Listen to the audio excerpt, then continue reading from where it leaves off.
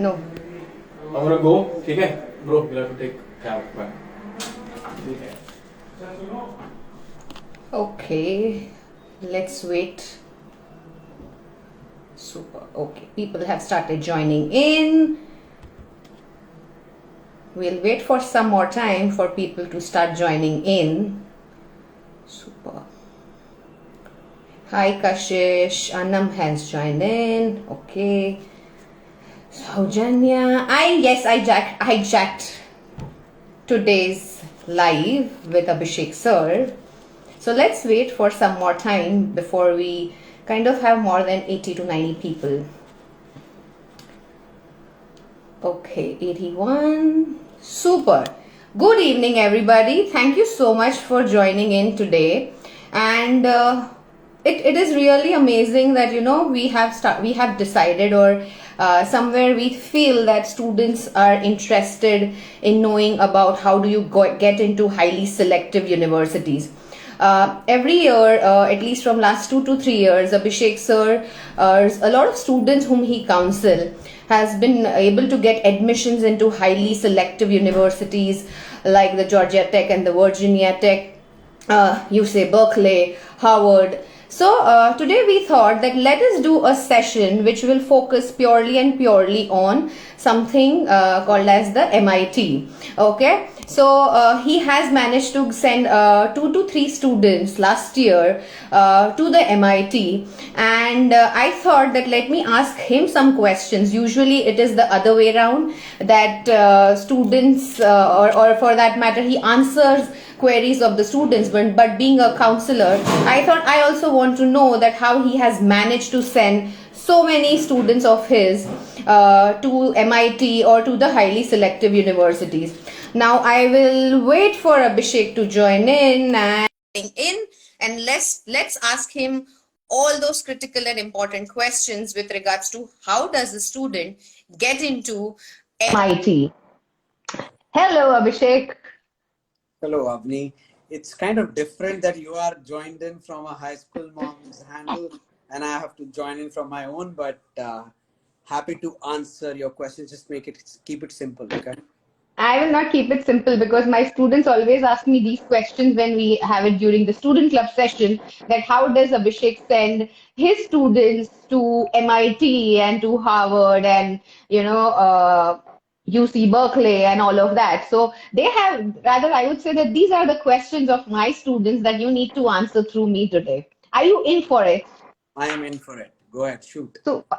Super. Okay. So, Abhishek, what is the kind of profile that usually MIT is looking for when the student wants to get over there? Okay, Avni, I'd like to give a very broader statement first. The broader statement here is that there is no specific kind of profile which MIT says that we like this kind of a profile. Okay, MIT says that we want to have students who are, yes, intelligent. So you definitely need to have good academics. It's a very highly intensive technical institution of the world. But they want their students to just think outside the box. Okay, break the barriers. They want students to be very experimental in nature. So if from the beginning you are one of those who used to break a toy before even getting it, you could be the MIT kind of MIT kind of a kid. If you are one of those that whoever got a car, a remote controlled car, and you broke it first to see what's there inside, you could be one of the MIT kinds. Yes, it's very important to understand. If you look at a lot of MIT students, there is a commonality to it, that most of them are great at research and public speaking and speech and debate. Okay, most of their students have participated into speech and debate, because not because of their talking skills or communication skills, but because speech and debate kind of activities end up preparing your research skills to the core. So MIT is very research intensive, and that's why there is no one particular kind of profile. You need to have your own profile, but you need to have that amazing MIT kind of story. An MIT kind of story is where you are different, where are you breaking the mold, where are you trying to do something new, something innovative, experimenting, learning new things. Um, I will also like to say that MIT is very aggressively looking at students who want to do something for the world, right? They want to look at a great community engagement in you. So if you have done something for the society, if you have done uh, some good work for the society, and you do not need to be a part of an NGO to do that, Right. right? You can always do good for the society by doing what you're good at. So let's say you're good at playing cricket, okay, Mm-hmm. and you have a team which can back you up, maybe a school team for cricket, right? If you can do a fundraiser match where two teams are playing, you collect funds and you donate those funds to somebody, or you repair a cricket pitch of a government school which was in a bad shape. You could be an MIT kind of a person. So you need to really think outside the box. Okay, so you are trying to tell me that students would obviously, somebody who is very intellectual, obviously, but also at the same time is innovative in the way he or she is thinking or in their own approach, would be a good fit at MIT. So my next question, Abhishek, would be that what would be the ideal GPA that the students should have if they want to get into an MIT? Honestly speaking, if you are a CBSE or an ICSE student, percentages are not a problem. CBSE and ICSE are known for giving good percentages, but you should be into 90s definitely if you want to make it into the MIT. Thinking Mm-hmm. that you will be able to get into an MIT into early 80s, possibly not possible. High 80s to early 90s, high 90s, yes, you would require to get into MIT. If you are let's say an IB student, Mm-hmm. we're definitely looking at anything in the range of 41 to get into, to be able to get into an MIT, or a 42. So yes, it is highly competitive because they are looking at very high academics. Uh, Having said that, SAT is also very important to MIT, though they do not specify a particular SAT score. However, if you look at the research, you will realize that uh, technically 10% students who are in the score band of 1510 to let's say 1580 end up getting into an MIT. Okay, Wow. if you apply to MIT, they end up getting into MIT. But this can be looked into into the relation of their acceptance. So if you have a question around acceptance anytime in this life, then I'll be able to explain. So SAT is good. You can also write the ACT. ACT is out of 36, and that's why I hate ACT scoring pattern, because MIT would require a 34 on a 36, so very difficult to get. Oh my And that's God. why I love to take the SATs, not ACTs. Um, Right. and in terms of English language testing, possibly an IELTS score of 7.5 or above, and a TOEFL score of 100 or above. So this is what a typical MIT profile will look like. Wow. And for all our viewers, because this has been a common debate nowadays that SAT has become test optional, and what would that be that you would like to tell the students with regards to that? That when they say that, oh, MIT doesn't require it, they have said it that it's okay if they do not have it. So what is it that you have to tell them? So I have to tell them that MIT is a very selective school. You need to understand they get almost about 34,000 applications. Last year, I think they had 33,240 odd applications for about 1,300, 1,400 seats. So about 1,300 odd seats. It's very competitive. They will be able to find students, their 1,300 students who would have written the SATs, right? Right. Whether it is optional or it is not so optional. So for students particularly, and parents, if they are listening to me, do not treat SAT as optional. As long as there is a field made inside the application form where you can write your SAT score, leaving it blank does not help, right? So please treat SAT as mandatory. You do not get into a highly selective school like MIT or Georgia Tech or Virginia Tech or UC Berkeley or UCLA or Harvard or Stanford without giving something extra. You do not become. So only academics does not help. You need a great profile, and definitely I would suggest them to take the SAT. Otherwise, life looks very difficult in getting into an MIT. Super. Okay. So yes, as you said that the acceptance rate last year was just 4.1%. So that's on an average that we are looking at almost 33,000 students applied and close to only 1,300 got in. So my next question is going to be, what is the kind of grade and coursework that is required for an international student? What is the kind of subjects that the students should study at their high school? So MIT wants a diverse subject choices in the last 4 years. And thankfully, if you are a CBSE student till 10th, you are studying social sciences and as well as sciences. Definitely, if you're wanting to go to MIT in 11th and 12th, you will be studying sciences. So understand this, that you need to have calculus, which is a part of mathematics. You need to have social science for 2 years. So your 9th and 10th does have a social science. So that gets counted. And yes, you need 2 years of biology, chemistry, and mathematics, biology, chemistry, and physics.